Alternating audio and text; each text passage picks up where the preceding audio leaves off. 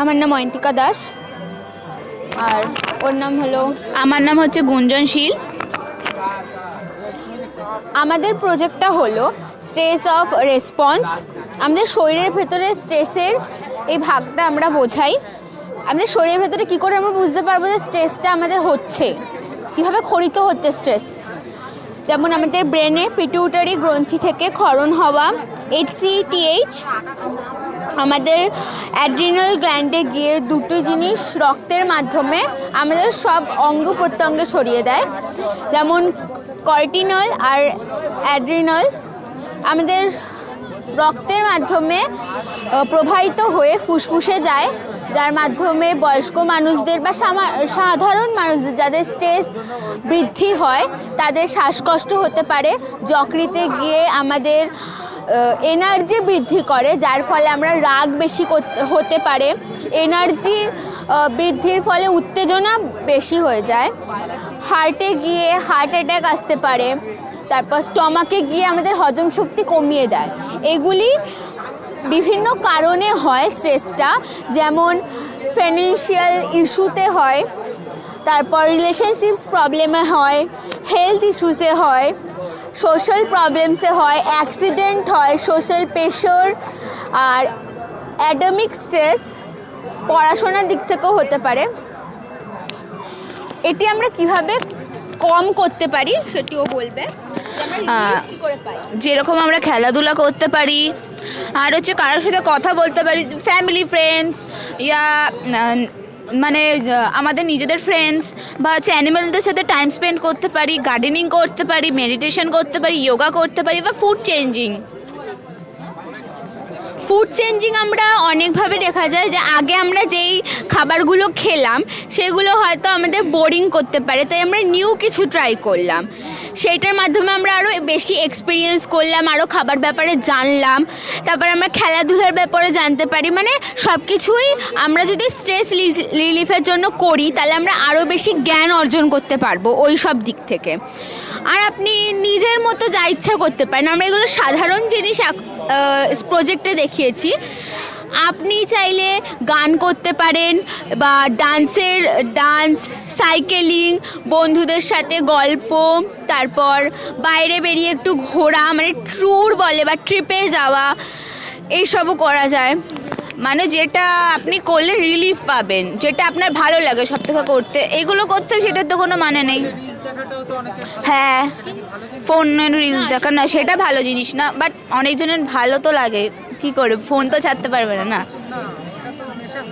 হ্যাঁ, সেটা ঠিক।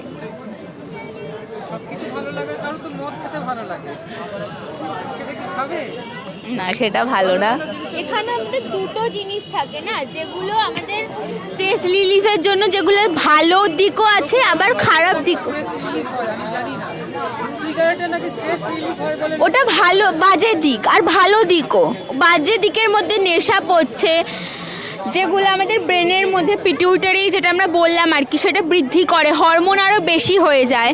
আবার এইটা যদি নেশা, যেমন অ্যালকোহল, যদি আমরা বেশি করি তাহলে এই দুটো জিনিস মানে হরমোন রিলিফ করা বন্ধ হয়ে যাবে, যেটা রক্তের পক্ষে, ফুসফুসের ক্ষেত্রে ভালো না। মানে অতিরিক্ত জিনিসও ভালো না, আর একেবারে বন্ধ হওয়াও ভালো না। যেগুলো চলছে সেগুলোই ভালো। মানে ব্লাড সার্কুলেশন যেমন চলছে তেমনই ভালো, রেগুলার লাইফ, ওটাই।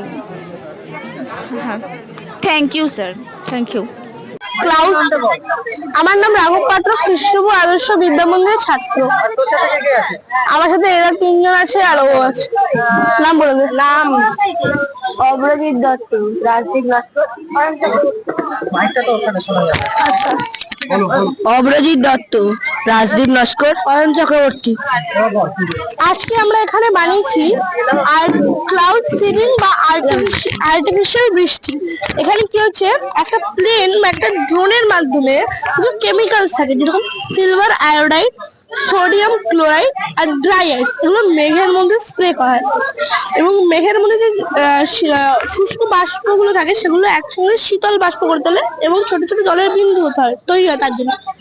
আবার সেই বিন্দু থেকে একত্রিত হয়ে বড় বিন্দু তৈরি হয় এবং সেই কারণে মাটির যে মাধ্যাকর্ষণ শক্তি, তার ফলে এটি বৃষ্টির উপর মাটিতে নেমে আসে। এইভাবেই মূল আর্টিফিশিয়াল বৃষ্টিটা হয়। আর্টিফিশিয়াল বৃষ্টিতে কেমিক্যাল গুলো is harmful for the nature. খুব অল্প হয় হার্মফুল হয় বলতে মানে কি দেখা যায় মাটির লবণাক্ততা বেশি, লবণাক্ত pH মান 5.6 হয়ে যায়। এইটা কোন এরিয়ায় কিছু স্পেসিফিক সাজেস্ট করা আছে যে এই এরিয়ায় করা? হ্যাঁ, যেই সকল এরিয়ার ক্লাউড গুলো একটু মানে রেনি সেই সকল এরিয়ায় করলে জলীয় বাষ্প বেশি, যেই জলকণা বেশি সেই সমস্ত বাষ্পে ভালো। তাহলে জলকণা বেশি না, এটা কোন জায়গায় দরকার বলে খরা যেরকম আমাদের আরো বেশি দূষিত অঞ্চলে। এটা তো ড্রাই এরিয়া। হ্যাঁ, এইটা আমি জিজ্ঞাসা করছি, সেটা হলো এটা জানতে হবে, সেটা হলো যেখানে অনেক জায়গায় দাবানল হচ্ছে অনেক জায়গায়, সেইখানে ট্রাই করা হয়েছে এটা যে ওটাকে না এখন এরকম কিছু ট্রাই করা হয়নি। আচ্ছা, যাই হোক, এটা এক্সপেরিমেন্ট হয়েছে অনেক জায়গায়। ইন্ডিয়াতে হয়েছে 2025 সালে অক্টোবর মাসে দিল্লিতে হয়েছে, কিন্তু সেটা সফল হয়নি। আইআইটি কানপুর করেছিল সেটা। আইআইটি কানপুর এটা সফল হয়নি। না অ্যানালাইটিক কি বলছেন সফল হওয়ার না কারণ কি? সফল টেকনিক্যাল অসুবিধা আছে, কেমিক্যাল না এরকম রিপোর্ট দেয়নি। কেমিক্যাল রিঅ্যাকশনে কিছু অসুবিধা আছে। ন্যাচারালি যেটা ছিল আর সেইটা আর এটা সেই যেভাবে কাজ করার কথা সেটা করেন। কি বলে কিন্তু এটা সঠিক আবার উদ্যোগ করে তৈরিও করেছিল চায়নার বেজিং এ, অলিম্পিক 2008 সালে অলিম্পিক্সে। নামটা বলো। बोले नामটা বলো। मेरा नाम इकरा जहाँ है और मैं बिरगशिया उर्दू हाई स्कूल से हूँ। आज का ये जो हमारा मॉडल है वो एक केमिस्ट्री से रिलेटेड है, जिसमें हम लोग दिखाए हैं कि सिंपल वाटर प्यूरिफिकेशन किस तरह हम लोग कर सकते हैं। इसमें हम लोग कई तरह के प्रोसेस दिखाए हैं, जैसे कि ये प्रोसेस के जरिए हम लोग कैसे इम्प्योर वाटर को हम लोग प्योर कर रहे हैं। जैसे कि एक इम्प्योर वाटर पे बहुत से सेडिमेंट्स होते हैं, जैसे कि हम लोग big stone, small stone, sand और कॉटन के जरिए हम लोग दिखाए हैं। कॉटन के जरिए हाँ अच्छा ठीक हाँ, ये बिग स्टोन है और ये स्मॉल स्टोन है, ये सैंड है और ये कॉटन है, और ये हमें बाद में ये प्योर वाटर मिल रहा है। फिर इससे जब ज्यादा वो बिग अमाउंट में जब वाटर जमा हो जा रहा है तो हम यहाँ पे इसे रिजर्व कर रहे हैं ताकि वो वाटर को हम लोग मुख्तलिफ चीजों पर इस्तेमाल करें, यानी कि अदर थिंग्स में हम लोग इस्तेमाल कर सके। जैसे कि हम लोग यहाँ पे एग्जाम्पल के तौर पर दिखाए हैं कि एग्रीकल्चर, इसे हम लोग ये वाटर जो हम लोग रिजर्व किए हैं इसे हम लोग काउ शेड, हॉर्स शेड और कपड़े धोने के लिए भी इस्तेमाल कर सकते हैं। और ये पीने के लिए सही नहीं है, क्योंकि इसमें हम लोग ये वाटर को प्योर कर रहे हैं, ना कि इसमें से हम लोग बैक्टीरिया हटा रहे हैं। अगर हम लोग इसे बैक्टीरिया हटा सकते हैं तो हम इसे बॉईल कर सकते हैं, या फिर हम लोग क्लोरीन वगैरह मिलाकर इस वाटर को हम साफ कर सकते हैं, ताकि ये ड्रिंकिंग के लिए ये पानी सही रहे।